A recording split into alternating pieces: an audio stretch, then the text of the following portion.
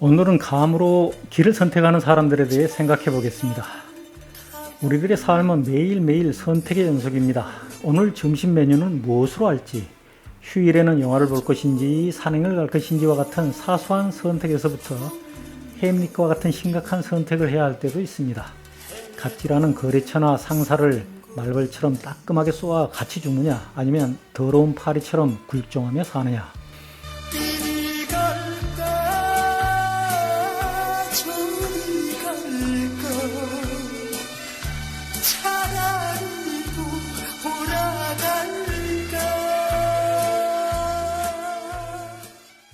나는 선택을 함에 있어서 두 부류의 사람들을 보았습니다.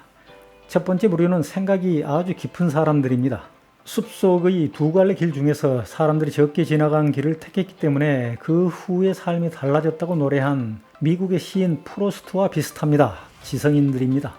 공통적으로 독서하는 습관을 가지고 있는 그 지성인들의 말 몇 가지를 소개합니다. 뭐니 해도 책 읽는 즐거움이 제일이에요. 그 외의 것은 곧 실증이 나고 말지요. 자기 집이 있다 하더라도 훌륭한 서재가 없다면 비참한 일이겠지요. 좋은 책을 읽는 것은 과거 몇 세기의 가장 훌륭한 사람들과 이야기를 나누는 것과 같다. 독서는 앉아서 하는 여행이고 여행은 서서 하는 독서다. 당당함은 주체성의 다른 표현이다. 숱한 독서와 자기수양, 실천을 통해서 견고해진 주체성은 올곧은 신념과 의지로 이어진다.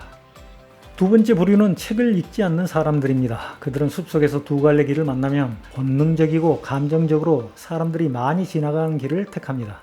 귀가 얇기 때문에 어디가 물이 좋다더라 소문을 들으면 우르르 그쪽으로 몰려갑니다. 책을 읽지 않으니 생각할 자료가 부족하고 그래서 교양도 부족합니다. 교양이란 여러 분야를 망라한 일정 수준의 지식이나 상식이며 인간적인 매력입니다. 일본 작가 사이토 다카시가 말했습니다. 책은 참 신기한 물건이다. 지금은 절대 만날 수 없는 사람들이 나에게 말을 걸어주니 재미있지 않을 수 없다. 독서를 하는 사람과 하지 않는 사람은 10년, 20년 후 인간적인 매력에 있어 큰 차이가 난다. 프랭클린은 학교를 졸업한 후부터 좋은 책을 읽지 않는 사람들에 대해서 이렇게 말했습니다. 어떤 사람들은 25세에 이미 죽어버리는데 장례식은 75세에 치른다. 25세를 기점으로 서서히 진행되는 피부 노화. 피부뿐만이 아닙니다. 25세부터 걷지 않으면 건강이 나빠지듯이 25세부터 책을 읽지 않으면 뇌가 급속히 퇴화하여 나이가 들어갈수록 교양도 줄어듭니다. 그래서 20년, 30년 후에 만난 동창생들의 육체적 건강과 정신적 교양에는 차이가 많습니다. 자신의 업무와 관련된 것 이외의 책은 읽지 않아서 세상을 보는 시야가 좁은 의사, 판검사, 교수, 고위공직자, 직업 종교인, 직업 정치인과 기업인들도 두 번째 부류에 속합니다. 올챙이가 25세의 개구리로 바뀐 후 그 우물 안에서 늙어 죽는 우물안 개구리들이죠. 그들의 책장에 꽂혀있는 책이라는 것들은 제목이나 목차만 보아도 내용을 훤히 다 알 수 있는 부자 되는 법, 성공 처세술과 같은 가벼운 것들 뿐이어서 교양의 무게가 깃털처럼 가볍습니다. 우물에서 나와 큰 바다로 갔던 막심 고리키의 말을 들어보겠습니다.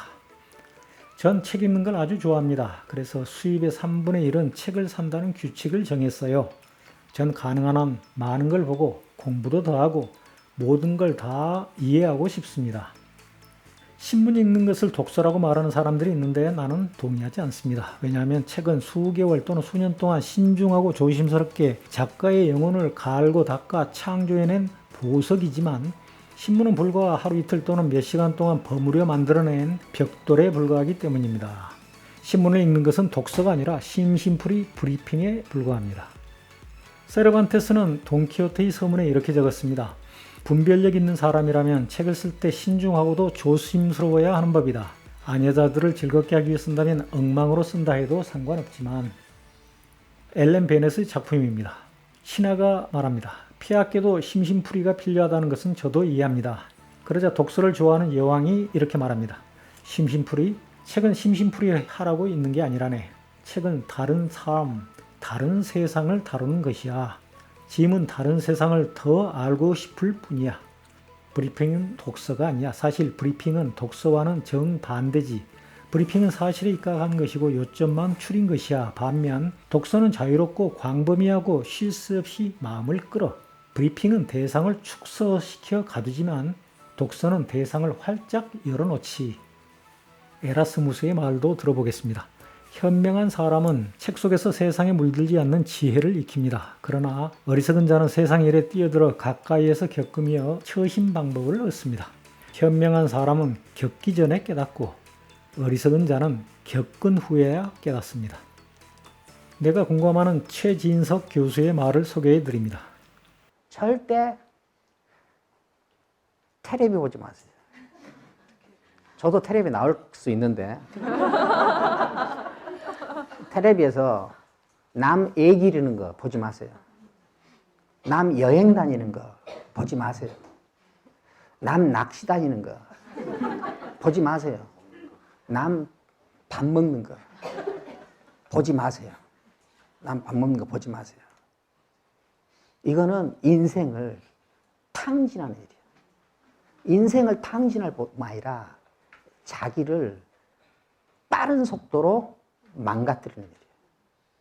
망가뜨려요. 그것이 감각적인 것에 더 끌린다 하면은 자기가 방탕해졌다는 뜻이에요. 게을러졌다는 뜻이에요. 게을러졌다는 뜻이에요. 이게 굉장히 중요한 말이에요. 특히 대학까지 나온 사람이 이런 예능 프로를 10분 이상 볼 수 있다. 이거 10분 이상 볼 수 있다. 이거는 망가졌다는 뜻이에요. 그런데 최 교수의 말에 웃긴다며 빈정거리는 사람들이 있더군요. 거울을 들여다보는 횟수와 책을 들여다보는 횟수가 반비례하는 여자들이나 TV와 신문 앞에 앉아있는 시간과 책을 읽는 시간이 반비례하는 미성숙한 사람들에게서 나는 교양, 즉 인간적인 매력을 느끼지 못합니다. 몽테뉴처럼 나도 책을 읽지 않는 사람들을 지극히 가련하게 봅니다. 마지막으로 하나의 예를 들어보겠습니다. 결혼 정년기의 아들이 2명의 아가씨와 사귑니다. 한 아가씨는 평범한 학교 선생님이고 다른 아가씨는 열정적인 사업가입니다. 그런데 뒷조사를 해보았더니 선생 아가씨는 몇 번의 교통신호 위반과 불법 주차 기록이 있었고 사업가 아가씨는 투기와 사기로 큰 돈을 벌고 가끔 몰래 술집에서 몸을 팔기도 했습니다. 둘 중에서 하나를 골라야 한다면 누구를 선택하라고 조언하시겠습니까? 어떤 사람은 여교사가 위선자이기 때문에 매춘녀보다 더 나쁜 여자라고 말합니다. 나는 똥 묻은 사업가보다는 재 묻은 여교사를 택하라고 말합니다. 중요한 선택을 어떻게 하느냐를 보면 그 사람이 평소에 독서를 하는지 안 하는지 알 수 있습니다. 선택의 차이에 대해 어떤 사람은 생각의 차이라고 말하지만 나는 생각의 깊이 차이라고 말합니다. 교양의 수준 차이라고 말합니다. 그러자 최 교수를 비웃던 사람들이 나에게도 비아냥거립니다. 나는 미소를 지으며 내 친구 돈키호테를 생각합니다. 감사합니다.